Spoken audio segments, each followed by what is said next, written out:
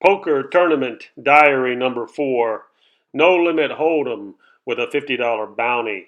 The day was August 10th, 2019. It was a hot monsoon Saturday night in Sin City. I wore my fancy Pierre Cardin shirt. I must have put on a few pounds because it was a hair too tight. Maybe that's why I couldn't close the deal.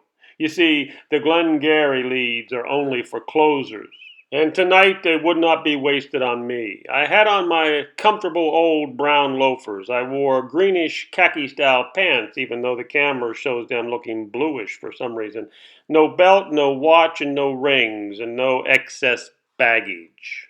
The game was no limit hold'em. There was a $50 bounty. The buy-in was $1.50. I sat in the two-seat and had to wear my glasses to see the flop. The table was full. There was 66 entries in the tournament altogether. My first table to start off with had 9 Caucasians, 1 Asian, and 1 female.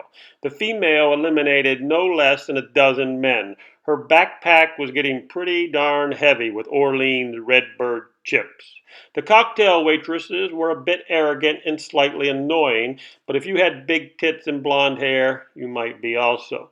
The dealers and the poker staff were very pleasant, and we started off with 15,000 in chips. My first hand was critical to say the least.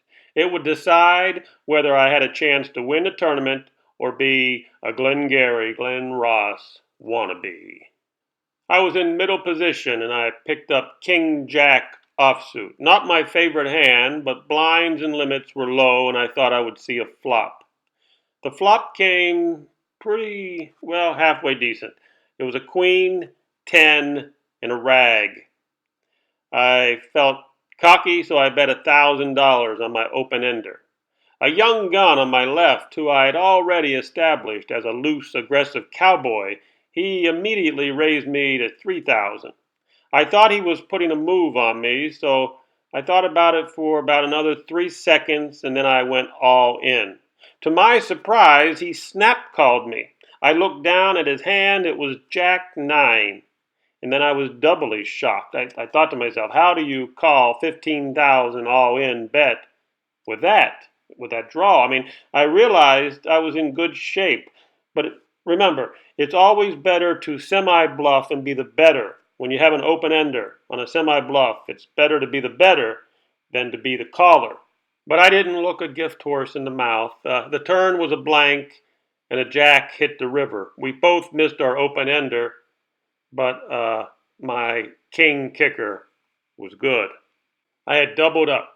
Okay, so my next decision was a pair of fours. I was in I believe I was in late position because there was a early raise of maybe 1 or 2,000, and then there was a re-raise before it got to me. So it was obvious that I was in bad shape with this fours. I just put this in there to tell you that, if you get too optimistic in these tournaments and you think you're going to flop your set, I mean, you're going to go broke. So obviously I had to throw this hand away to 2 raises before me. Smart thing to do, wouldn't you say? I had told myself before the tournament that I was not going to play ace-9 today, suited or not. I was just going to stay away from ace-9.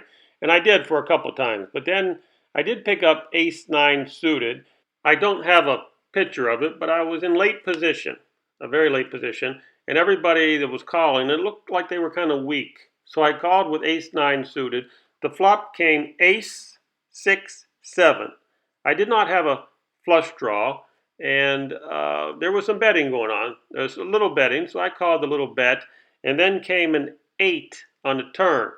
I pick up another open end straight. So I got top pair with an open ender. The lady who was busting everybody, she kind of sensed that maybe I had something. She checked on the turn. Everybody checked. A blank came on the river. They all checked, and I was happy to take a small pot with ace-9 because I'm just getting a little gun shy with these aces with no kickers. I know I played it very badly. Okay, so these are some cards I did not play. I feel like in a position these cards are just going to get me in trouble. Again, I had kicker problems. I did not play. I finally did pick up, I might have tried to limp in with this hand, and I was able to limp in, but I missed the flop. You can limp in with those small pairs. It's a good idea. I think there was a couple big raises. I let this hand go also. And then I pick up ace 10, which I put a small raise in. This is the power of position.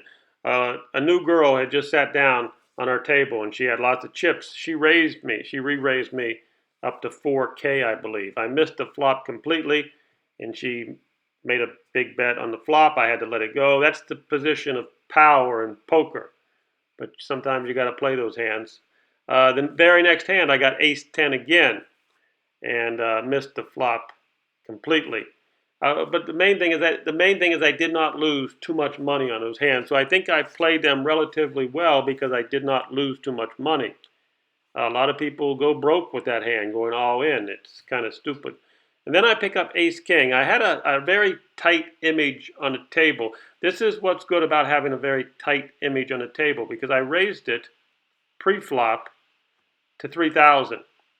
Of course, I missed the flop. I had position on a young guy, and he had been just beaten out of a couple big hands himself, so he was acting timid.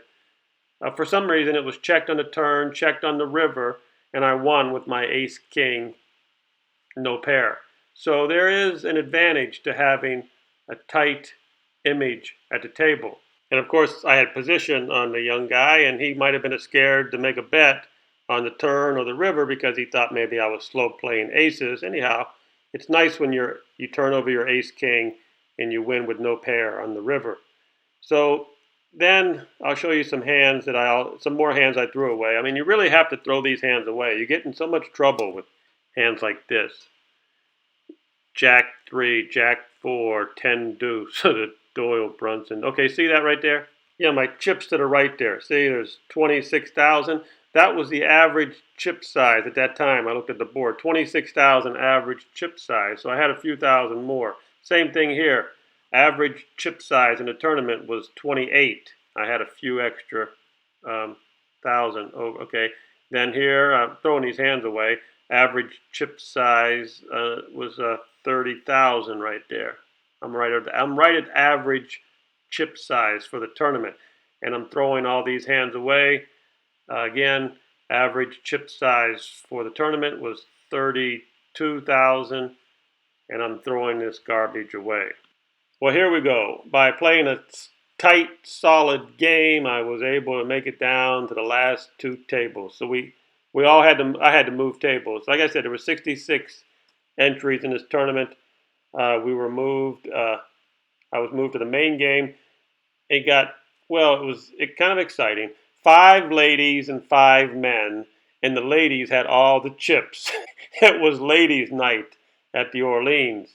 But the ladies made a mistake. I wasn't sitting at the table very long, and they made a mistake. They did not raise my blind. I think the blinds were 1,000, 2,000 limit, and here's what I had in the blind. 6-5 suited. As you can see, the antes have been dwindling down my stacks. That's the problem when you play a tight, solid game. But like I said, they made a mistake. They let me in cheap. I was a big blind. The flop came 9-6-5. Okay, I bet 15,000. What you see, those three orange chips on the right there. I threw those chips in. To my surprise, one of the ladies with all the chips called me, and I guess she was looking for the $50 bounty because I only had about 45 left. I actually had about 47 left. You can't see the 2 black chips. Anyhow, on the turn, I threw in about 4,700.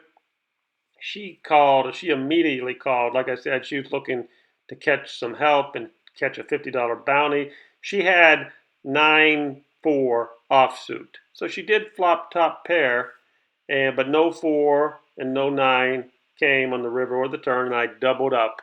And I said, hot damn, I had 50,000 in front of me. I was primed to make the final table. At this point, there was only 16 players left, and they were going to pay 8. And then it got even more exciting. I looked down at this hand, and everybody was playing relatively weak. I was able to limp in with this hand. I guess there's an argument for raising, but I limped in. Sure enough, I hit the nut straight. Flop. the nut straight. But I think I bet 10,000 or something. Yeah, I bet 10,000. The lady to my left, another lady to my left. Remember, there's 5 ladies at the table. This was a conservative lady, and she raised me to uh, I like 30, I think, 30. So I bet 10, she bet 30. I went all in. Boom, boom. This happened in about 10 seconds, and everybody guessed we had the same hand. So I got very excited when I flopped this nut straight. I said, "Hey, now we're set to win this damn thing." But then it's sort of a letdown when the other player has the same hand and you've got to chop the pot. It is to note to myself, there was a diamond on the flop. She had no flush draw, so I did have a free roll. There's no way I could lose, but it could come diamond, diamond, and I could win. It does matter. So now there's an argument. I got 50,000 in chips here. There's an argument that at this point I should play nothing but king, king, or aces till after the bubble. There's an argument for that, but the problem there is you really don't have a chance to win the tournament playing like that. And when things got, things started to fall apart. I was in early position and I looked down at pocket nines and I just could not help myself. It was like, this was actually the biggest pair I had all night. So I didn't even think about it seriously. Maybe that's why I got excited. Nines were really the biggest pair I had all night. Sort of sad. But I don't even know how I don't even know how I went this far. I'm like 14 players left, or 15 players left at this point. Well, I was in a relatively early position, and I raised the pot to 10,000. Everybody folded to the big blind. He uh, he looked at his hand for a couple of seconds, and he went all in pretty quickly. I was hoping at that point it was a possibility he had ace king, ace queen. I think there was a slim possibility he had it, but all in all, it was probably a mistake to call off my last 40K. I could have folded this hand. I mean, if you really, really think about playing very, very conservatively, which might be wrong, I could have folded this hand and still had 40K behind me. But I thought this was a do or die moment. I mean, I knew for a fact if I won this hand, I was going to have a chance to do well in the tournament. But unfortunately, it was nines up against tens. I was in bad shape, and to make matters worse, he flopped a set of tens. And this is when I thought about Alec Baldwin swinging those brass balls at Ed Harris and Jack Lemmon. Oh well, the final table are for closers only.